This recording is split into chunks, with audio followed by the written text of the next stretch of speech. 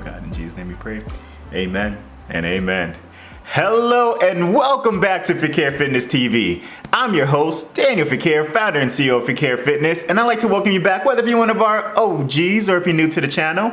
Now, this is a healthy fitness food vlog where we show you different tips and recipes that you can use as a beginner. As you saw, we just made a quick oatmeal breakfast high in fiber, something that's really nutritious and easy to make. So this is what we're doing for breakfast today. But the topic we're going to be going over today is how to start 2024 successfully, goal settings for 2024.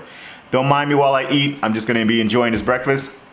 Now, what made me choose this subject in mind is the fact that I have a lot of clients and a lot of new clients who are coming in and they're telling me, I have these type of goals, these resolutions that I want to do in 2024, whether it's fitness, personal life, whatever it might be.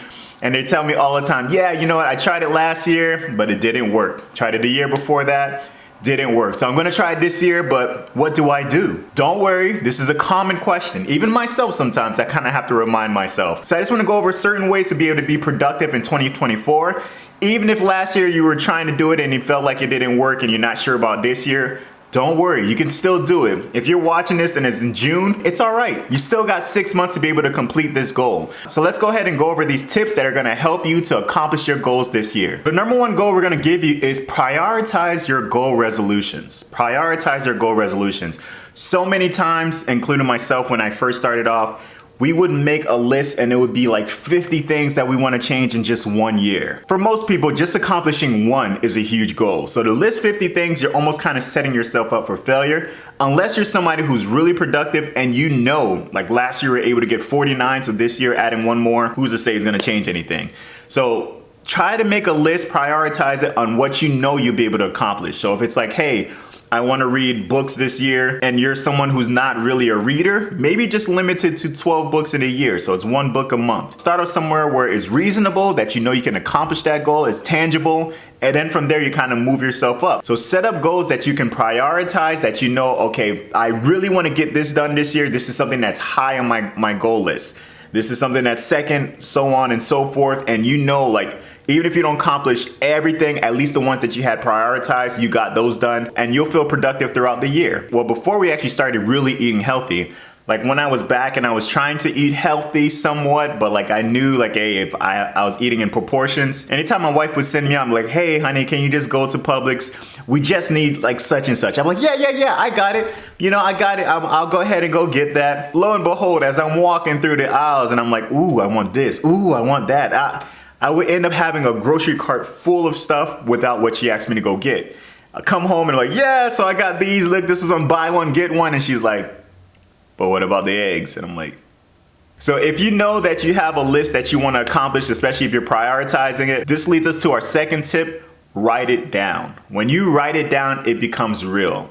Like if you go out there, as far as for me, going out to like Target or Walmart, you always hear those stories. Yeah, I went to Target for one thing, came back with 50. It's because you didn't write it down. And even if you did write it down, you just ignored it. You kept it in your back pocket so you can get those deals. I know you because I'm one of them. But no, when you write it down, then it really becomes real. People who come to me like, Danny, I have a goal. I want to lose such and such pounds by, you know, and I don't know exactly when. I'm like, hey, you want to lose such and such pounds. Now, this is realistically the way to do it that's healthy. So if you want to lose like this amount of pounds, this is a goal time. This is a great goal date to kind of reach it by. But what I want you to do is write it down. Put it on your computer, put it on your mirror, put it wherever in your house that you're going to see it every day. And then it's going to be one of those things where then it's just gonna be like, you know what? I'm gonna do it. When you put it in the back of your mind and you don't write it down, just like everybody else, your life is busy. Things will pop up, the kids will start screaming, work, your boss is just going crazy, your friends are just asking you to go out every single day. You're gonna come up with so many things that are gonna happen in life that those goals that you had, it's just gonna go on the back burner.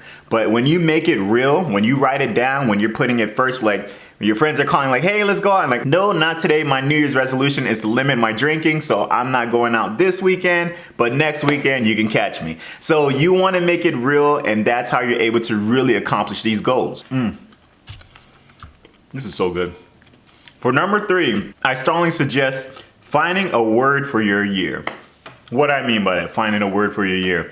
So every year, my brother and I'm not sure how it all began or how it started. More than likely, shout out to my brother Josh who's watching this. It might have been one of the things that he came up with. My brother's a pastor, so he always talks about like, you know, in the new year and a new goal, like, speaking with God, really going on your knees, praying to God and asking him, like, what is his goal for you in the year? There's a certain word specifically for you for this year. It can be like purpose. It can be financial breakthrough, something that this is something that you've really been looking forward to doing, but now this is the year where you're going to hone in, narrow it down, and really try and do it this year. As well, when you find that word or that mantra for yourself, you want to find a scripture that backs it up. Reason being, a lot of times we get in our own heads, including myself. You start to talk yourself down. Oh, you know what? You're never going to have a financial breakthrough. None of your family did it. You'll never graduate. Nobody in your family has. And when you have these things popping in your head, when you go to God's word and you use that word against whatever you're going through, I promise you, it really is a sword and it attacks whatever is happening. As in Romans 8:31, what then shall we say in response to this? If God is for us, who can be against us? No saying I will not die, for God said in his word, by his stripes, I am healed. You can talk these words. You can really start to meditate on it. You want to say it daily to the point where it's oozing out of your pores, that people know you by that scripture. When people are like, oh, don't talk to him, don't talk to her, they're just going to tell you to trust in the Lord with all your heart. Lean not on your own understandings, but in all your ways acknowledge him and he will direct your path. You want them to know, you want yourself to know that it's so deep in your heart, like writing on the tablets of your heart, that Satan won't even try and mess with you. He's like, nope, I tried. We were able to do it last year, but this year we can't. They know God's word is what breaks them through, and that bondage we can't hold them against. So find a word that you can use for the year that's really going to help you. Talk to God about it. A lot of times for me, I pray about it even from December. And if it's not December for you, it doesn't matter when. You can just pray about it, fast if you need to. God always reveals his word to you. Find a word that is for you that God has, and find a scripture to back it up. Number 4, it's so simple, but I promise you this works. Find like-minded people. What I mean by that, if you're tired of the 9-to-5 jobs, you're ready to become an entrepreneur, don't necessarily have all your conversation with 9-to-5 people. Start finding people, even if it's outside of your friendship group, who are already entrepreneurs that can kind of give you seeds. Like, hey, you know what? This is what I did when I first started. I didn't quit right away. I made sure to have enough nest egg money so that way I can go ahead and pursue my dreams, but know that my bills are paid, my family can still eat, and then gave myself a certain timeline to know how long I can pursue it before I have to get another job. Little nest eggs, these people in your life can help you so much because they already been down that road. They traveled that road, they saw what didn't work, they saw the mistakes, and they can help you with the resolutions before you even make it. Including a lot of times people who I may not train, because I do keep in communication with my clients, but if you are someone who's looking to get in shape, find a Facebook group of people who are New Year's resolution losing weight. If you have a lot of people in that group who are trying to reach that same goal that you're trying to reach, it's easier to kind of reach that goal because now you're not doing it alone. You have somebody checking in with you. Hey, you know what? I know you said over the weekend that you guys had a birthday party. How did you do? Were you able to stay away from the cake? Were you able to stay away from all the sweets and desserts? And it kind of holds you accountable. It puts your feet to the fire. And now you're not doing this alone. You can't be like, oh, you know what? I'll just have this. Oh, I'll just do that. Oh, you know what? I'm not going to do it this year. No, you're going to have people who are like-minded like you, who are going to check in with you, keep you accountable, and make you have to go through that goal. Whether if you like it or not, you're more than capable of doing it. Number 5. It's going to hurt you guys. It hurts me. Limit unproductive time. What I mean by that, you'll hear E.T. Thomas, he talks about it all the time. I don't know if you guys know, hip hop preacher, Pastor E.T. He talked about when he was trying to, graduate, he got kicked out of school. So then he had to get his GED. After that, he went to go get his diploma. He always talks about how he went to school for a 4-year degree. It took him 12 years. And that's, to be honest, that happens to a lot of people. You're trying to go for school, you're trying to better, you're trying to get higher education, but life happens. Something might have happened where you had to jump out of school and help with the family or so. It doesn't say in a degree, oh yeah, they started in 2005, just graduated in 2024. All it says is your name, the certificate, the degree you graduated with. So it doesn't matter how long it takes you. What matters is at the end you have that certificate. But in order for him to have done so, what he said was he limited his time as far as watching TVs. He knew he loved watching sports. So what he did was he told himself, I'm not going to watch any sports games all the way through. I'm only going to watch the fourth quarter of a game that I want to watch, because he can use that time rather than watching something for a full 3 hours. Now he's just watching it for the last 40 minutes. So that 2 hours and 20 minutes he would dedicate just to studying. This is so important to so many people. I always hear all the time, I don't have time, I don't have time, I don't have time. Limit that time, and rather than be like, oh, I'm gonna do this from 4 to 6, go on my phone and just laugh and talk and stuff like that. Say, I'm just gonna be able to talk to my friends for 20 minutes, limit that 20 minutes, set a timer if you have to, but I really need to go ahead and make sure that I'm gonna accomplish this goal, this New Year resolution. So the time I would have been talking to such and such for 2 hours, talk to them for 20 minutes and use the remainder of that time to get that goal accomplished. You'll be surprised as far as when you start limiting those unproductive times, how much time you really do have available in a day. I'm sorry guys, it's gonna hurt. Whether this is part of your New Year's resolution or not, take care of your health. I can't tell you how important that is. And I don't mean just only in the physical. This can also be in your spiritual, your mental. You want to be able to have a balance and feeling healthy, whether you're getting enough sleep or not, because a lot of these times trying to reach these goals, trying to accomplish all these things, you're running on fumes. You're not eating healthy. You're trying to make sure that you're getting your kids to band practice, to sports. You're trying to make sure you get into your job on time. You're doing this, you're doing that. So when it comes to you, you're just giving yourself just the brunt of it all. Like, oh, you know what? I cooked a full 3-course meal for my family, but for myself, I'm just gonna go ahead and go to McDonald's and get these chicken nuggets. But what's very important is to make sure that you're gonna be able to live a long life and see those kids that you're taking care of have their own kids. And you can't do that by neglecting yourself. You need to make sure that you're taking the time, really, seriously, where it comes to your mental, your physical, your spiritual. You need to really start allowing yourself to almost be selfish. Like when that time comes and you hear your kids, mommy, daddy, mommy, daddy, mommy, daddy. Like, no. This time I want you to go ahead and do your homework. I'll come and check it right after you. I'm gonna give you 30 minutes to at least try and do it. But in this 30 minutes, mommy, daddy, we're just gonna go ahead and just read a newspaper. We're gonna go ahead and just kind of relax our minds, meditate. We're gonna go ahead and use that 20 minutes to work out. Find some time that you can just be selfish and just dedicate it to yourself. It is so important. I remember at a time in my life, and I still have certain moments, not to say that I'm perfect, I still slip up with these, so I always have to kind of reinforce and remind myself.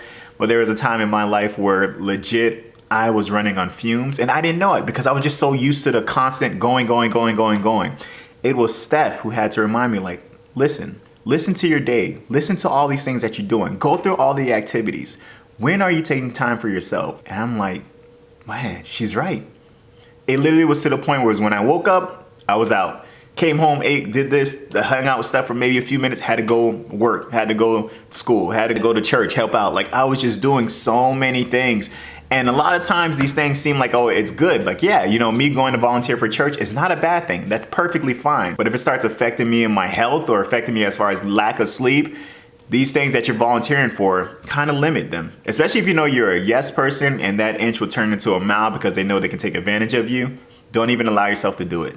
Shut that door before it even opens.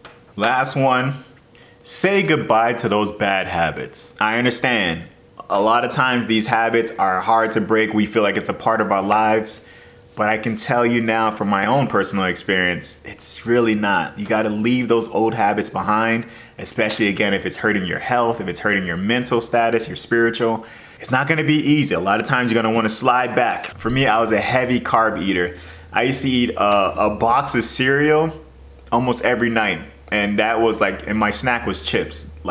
As a trainer, I was doing this because I was used to back in my high school days. In my high school days, I used to eat a pint of ice cream, no problem, still had the 8-pack. But that's because in high school days, not only my metabolism was much faster than it is now, I was doing sports. So I was burning off these calories before it even entered my body. So me doing it, I was already at a deficit. Now getting older, that metabolism, I start to feel it now. So now I'm like, oh, okay, yeah, I'll do a burger or so. And then a week later, I'm like, what? So I understand now the importance of moderation, the importance of limiting what I'm putting into my body. Again, I can enjoy those things, but not on a daily like how I used to. I had to limit that habit. I had to nix it out. Many times you don't have to do it cold turkey. Taking your time with it, if you're knowing, for instance, like me, a box of cereal every night, try to limit it to make that one box last you a week. Once that starts to become easier to manage, it's not going to be easy, but once you start to manage that, then be like, okay, you know what, this one box is going to last me 2 weeks to, 3 weeks to no cereal at all. You have to kind of start looking at what are these habits in my life that every time I'm indulging in it, I feel worse than when I started. and nix that in the bud. Take it out of your life. And I promise you, it's only going to be for the better of you. So these are my ways of being able to actually successfully reach your New Year's goals this year. These are ways of changing, reinventing yourself, your mindset, and being able to accomplish these goals for 2024. Who's with me? Who's ready to start this new year? Who's ready to actually accomplish those goals? Please comment below. Let me know. Hey, this is what my goal is. I'm gonna go ahead and hold myself accountable. I'm gonna find someone who's gonna make me really do it this year, whether it might be your spouse, a loved one, a coach, a trainer.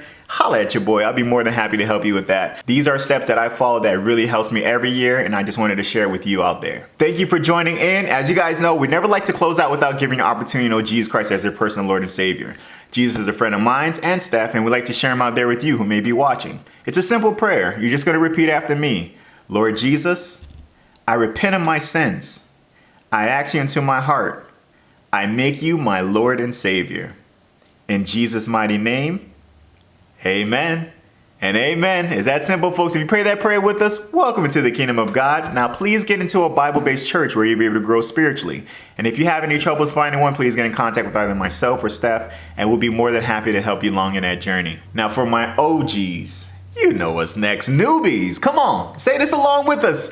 Like, comment, subscribe, share, please. By doing so, you're just helping us with the algorithm and helping us to share our healthy eating and life stories with those out there who are looking to do the same. Warriors, I'm so excited to see what you accomplished this year. I'm wishing you guys all the best. Much love, folks. Peace.